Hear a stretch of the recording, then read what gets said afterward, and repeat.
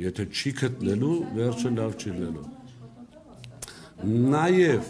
Նաև, բայց ես կարծում եմ, որ այդտեղ Սամվել Կարապետյանին սևացնելը իրենց համար ավելի մեծ նշանակություն, դա իհարկե շատ այսպես полезный приятным, բայց կներեք ռուսերեն որոշակի արտահայտությունների համար, բայց իմ կարծիքով ավելի շատ խնդիրը դրված էր որպես այսպես պատկերացրեք դեռևս կուսակցություն չհիմնած, բայց ընդդիմադիր դաշտում ամենաշատ այս սոցհարցումներով ձայն ունեցող մարդուն սևացնել արանքից անել։ Դա շատ ավելի իմ կարծիքով կարևոր է, քան մյուսը։ Պարոն Ազենյան, երկու հարցի խնդրեմ անդրադառնալ։ Նախ դուք ասացիք, որ սուտ եք բակարային ընդդիմում, որ ձեր առաջարկով ընդհանրապես զորավոր չգրամով պետք է խոսակցությունն իջնի։ Ես լավ չֆիքսեցի դեր խոսքում ասացիք, թե չեք խնդրեմ նորից հստակ ասել, թե դեր առաջարկով այդ քանի դրամով պետք է իջնի հոսանքի սակագինը եւ ինչով է սխալ իրենց հաշվարկը։ Եվ եթե նոյեմբերի մինչև 18-ը պետք է նիստը լինի ՀՑԿՀ-ի, հուսանք բաց կլինի եւ բոլորս ներկա կգտնվենք, այսինքն պայմաններ կստեղծեն, այսպես ուղղակի ստացել։ Եթե ՀՑԿՀ-ն որոշի, որ պետք է զրկի հեծին լիցենզիայից, վերջո որն է լինելու ձեր քայլերը եւ ինչ է դրանից սպասվում։ Եվ տեղեկություններն ասել, որ Ռոմանոս Պետրոսյանը դրանից ամեն դեպքում կհեռանա եւ դուք վերադառնա ՊՊՑ, չգիտեմ, հետո կդառնա կառավարություն, ընդհանրապես ինչ ճակատագիր ստացվում հեծի։ Առաջինը 0.2 դրամի հետ կապված ես ասացի 3.6 միլիարդը այս պայն 1.6 միլիարդը մոտավորապես բնակչությունը հոկտեմբերի 1-ի դրությամբ, եթե հանում ենք 3 ամիս մոտավորապես 1.2 միլիարդի կարգի է եղել այդ ժամանակ, երբ որ մենք ասել ենք սակագին իջացրեք, այսինքն ավելացված գումարը բաժանել 1.2 միլիարդ ծախսի վրա, անում է 3 դրամ։ Պատկերացիք,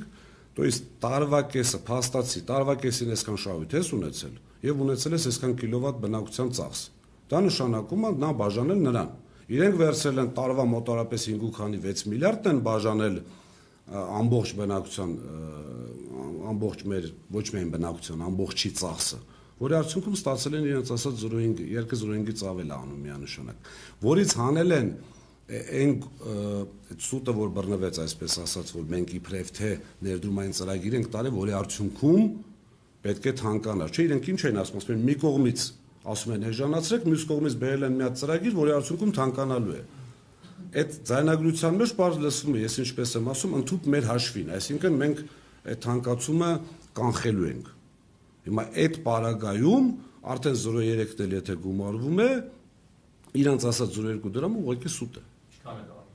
Դե ասեցի, մոտավորապես 3 դրամ ամբողջ բնակության համար։ Հիմա արդեն հաշվի առնելով, որ 3.6 միլիարդը դարձել է 7.2 միլիարդ,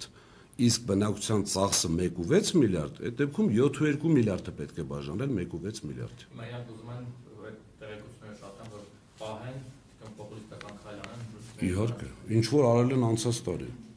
Գազի, ես մի առիթով ասել եմ, գազի Գազպրոմ Արմենիան դոլար դրամ ժամանակին պայմանագրի կնքման արդյունքում դոլար դրամի տարբերության արդյունքում մոտավորապես 20 միլիարդ դրամ փող ուներ։ Հիմա հարցրեք, որ հանդիպեք, ասեք ուր է 20 միլիարդը։ Ինչի այդ 20 միլիարդից գումարը բերեցիք, որպեսզի 25 թվականի փետրվարի 1-ին զսպեք սակագնի աճը։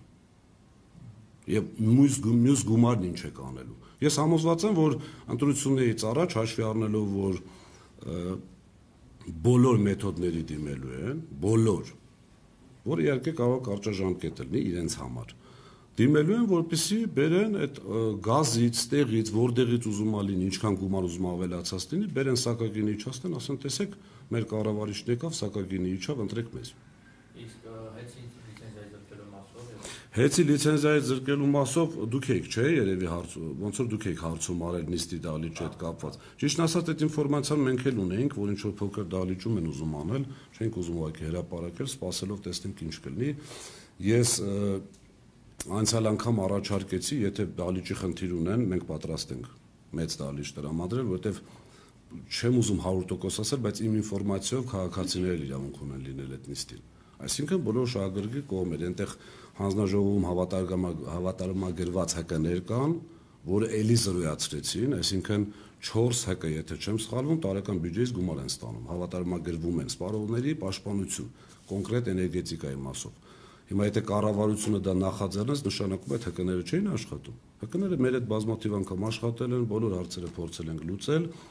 այսինքն այդ նիստը պետք է լինի բաց, ընդլայնված եւ առանց ժամանակի սահմանափակման։ Մեր պահանջը դա է։ Ես էլ ձեզ եմ վստահում, հաշվի առնելով ձեր ճնշումը եւ ունակությունները, կարծում եմ այո կանեն, թե չէ չէին անելու, իմ կարծիքով։ Ինչ վերաբերում է լիցենզիայից զրկելուց հետո կառավարչին, լիցենզիայից զրկելուց հետո այնտեղ 3 ամսյա ժամկետ կա բանակցություններ սեփականատիրոջի հետ, որի ժամանակ հանձնաժողովի նախագահ իրավունք ունի կառավարիչ նշանակելու, անգամ նույնին վերանշանակելու։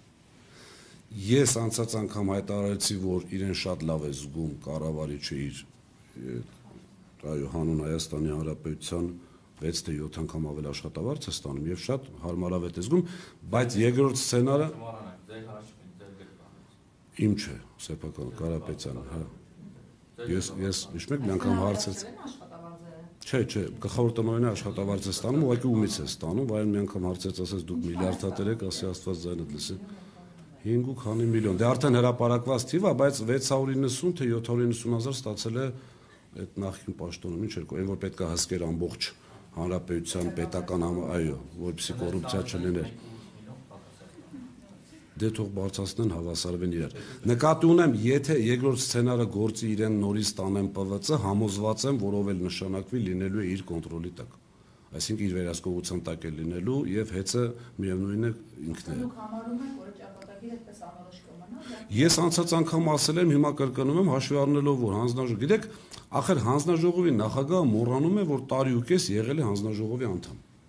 19-20 թվականի նոյեմբերին է դուրս եկել, Կոտայքի մարզպետ է դարձել։ Անցյալ օրը հանձնաժողովի նախագահին ասում են, լավ, բա այս 4-5 տարվա մեջ այդ որ եւ ինչպես ասեմ, պեկնել է տվել զորայական տեղեկանք ստուգումից հետո։ Մեզ անգամ այդպիսի գովասանագիր են տվել, որ եթե չեմ սխալվում, որ մենք լավ հարկ վճարող ենք։ Եվ հանձնաժողովն էլ որևիցե ձևով, որևիցե իր այսպես ներդրումները ընդունելով մյուսով հաստատել է, որ հիմնարկը աշխատում է նորմալ։ Հիմա այս պարագայում իրեն հարց են տալի, ասում են, բա ինչպես եղավ, բա նախորդ հոսպոդեյս ինչ անեմ, ես իմ համար եմ պատասխան տալի։ Իմ ջանց ձեզ ասեմ, հանձնաժողովի մնացած 4 անդամները, ընդդիմադիր անդամը հանած, ընդդիմադիր անդամը, եթե չեմ սխալվում, 4 տարի աշխատում։ Մնացած անդամները 18 թվից աշխատում, 18-ի վերջից։ Այսինքն ինքը իր գոլեգաներին, այսպես կներեք հազար անգամ իրեն մեջտեղից ամբողջ պատվերը ինքն է կատարում անձամբ, ի սկզբանե կատարել։ Իր գոլեգաներին հանում է, իրեն հանում է արանքից մեղադրելով գոլեգաներին։ Խնդրում եմ բացատրեք, ինչ ասել է հեծին լիցենզիայի զրկել։ Դրանից հետո ինչ process է նախատեսվում։ Դա եմ ասում, 3 ամիս բանակցություններ, եթե բանակցությունները արդյունք չեն տալիս, արդեն պետությունը նախապատվություն ունենալով որպես գնորդ լինելու, կամ ինքը կարող է գնել, կամ կարող է օտարել այլ կազմակերպություն։ Այսինքն դաշի կապիտալը չի լինի։ Եթե իրենք մնան, չի լինի։ Այսպես պատասխան։ Բայց արբիտրաժային վեճի փուլում գտնվող ընկերության վերաբերյալ լիցենզիայի զրկելու որոշումը իրավական առումով օբյեկտիվ է, այսինքն հնարավոր։ Տեսեք, այստեղ մի հատ ուրիշ խնդիր ունենք, Սահմանադրական դատարանը վարույթ է ընդունել ազգային ժողովի падգամավորների բողոքը։ Ընդհանրապես նորմալ երկրներում, եթե Սահմանադրական դատարանը վարույթ է ընդունում, անգամ եթե հայցի ապահովում չկա, այսպիսի գործողություններից ձեռնպահ են մնում։ Լավ, պատկերացրեք, վերցրեցին 3 ամիս էլ սեփականատիրոջ հետ ոչ մի բանակցություն արդյունք չտվեց, իրենք որոշեցին օտարել Պետրոս Պետրոսյանին կամ ինչ որ կազմակերպության, չնայած խոսում են մեր ճշնամի պետության հետ կապ ունեցող ինչ որ կազմակերպությունների մասին, չեմ ուզում հավատալ իհարկե։ Բայց որ Սահմանադրական դատարանը վերջում որոշում կայացրեց, որ այն օրենքը էներգետիկայի մասին փոփոխությունները հակասահմանադրական են, ինչ են անելու։ Լավ, մտածում ա մեկը դրա մասին։ Հավատում եք այն վարկածին, որ ճշնամի պետության հնարավոր է վաճառեն այդ։ Ես ասեցի լսել եմ, բայց չեմ հավատում։ Չեմ ուզում հավատալ, այսպես ասեմ։ Պարոն Ազարյան, խոսենք նաև 3 օր առաջ Դաշի կապիտալի կոնֆերանսներ կայացված դիմումի մասին։ Ուզում եմ հասկանալ, եթե այս անգամ այն մերժված դիմումը հետագա քայլերի ինչպիսին են լինելու, Մեզ համար այս պահին շատ կարևոր նշանակություն ունի, որպեսզի ժողովուրդը ճիշտը տեսնի։ Գիտեք, տարիներ շարունակ այսպես միայն եւ միայն ձեր միջոցով է ինչ-որ բան տեսել։ Իշխանությունը մատը մատին չի տվել ճիշտը ցույց տալու համար։ Մենք ժողովրդին ուզում ենք բացատրենք, որ սա է եւ ինչի համար ենք պայքարում։ Այսինքն, եթե լավ, ինչ որ բացատրություն պետք է լինի, ասում են տարվա վերջ։ Իմ իմանալով հաշվարկային տարին ավարտվում է նոյեմբերին, այս սակագնի հարցում, այսինքն նոյեմբերինը արդեն գնում է հաջորդ տարվա։ То есть հոկտեմբերը վերջի ամիսն է։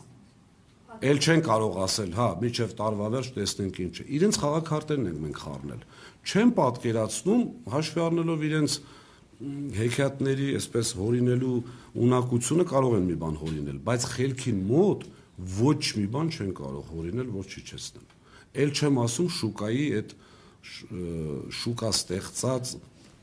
ինչի համար են ստեղծել, կլինեն քրեական գործերով ինչքան ստացավ, ինչի համար ստացավ, ինչի բերեցին էներգետիկայի ոլորտից այդքան գումար հանեցին, որը կարող էր լուրջ սակագին զսպել։ Այդ ամբողջը քննության արդյունք առարկա պետք է լինի։ Այսինքն գրեթե վստահ եք, որ չեն կարող քննարկել։ Չէ, ես